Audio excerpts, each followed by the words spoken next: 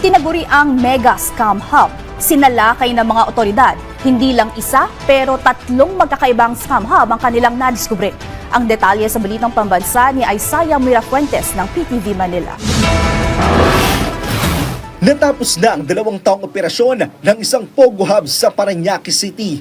Ito'y matapos salakayin ng pinagsanib puwersa ng PAOK, PNP, CIDG, DOJ at Bureau of Immigration. Ang Pogo Hub ay isa rin palang mega scam hub. So, meron tayong natanggap ng mga impormasyon itong Nationals, mahigit sa 300 Pinoy at mahigit sa 150 foreign nationals ang nahuli. Chinese, Vietnamese, Indonesians at Malaysians ang mga dayuhan. Naaktuhan din ng mga otoridad ang isa sa mga leader ng nasabing mega scam hub. Are you aware that this is illegal? How long have you been here in the Philippines, sir? Makikita sa isang malaking kwartong ito dito sa Parañaque ang sandamakmak na cellphones na kagaya nito na ginagamit nila sa panluloko. Nagkalat din ang sandamakmak na SIM cards na may mga Chinese language pa. Ang mga Pinoy na nahuli, iginiit na hindi sila nanggogoyo. Never po kami.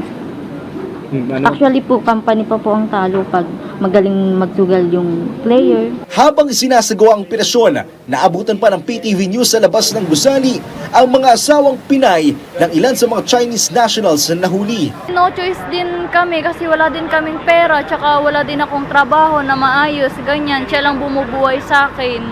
Kaya tawag doon kahit na ganyan yung work niya, wala din akong magawa. Ito na ang pinakamalaking operasyon ng PAOK matapos maideklara ang Pogo ban sa bansa ni President Ferdinand R. Marcos Jr. Ipinagtataka pa ng mga otoridad kung bakit lumusot ang kanilang business permit mula sa Parañaque LGU.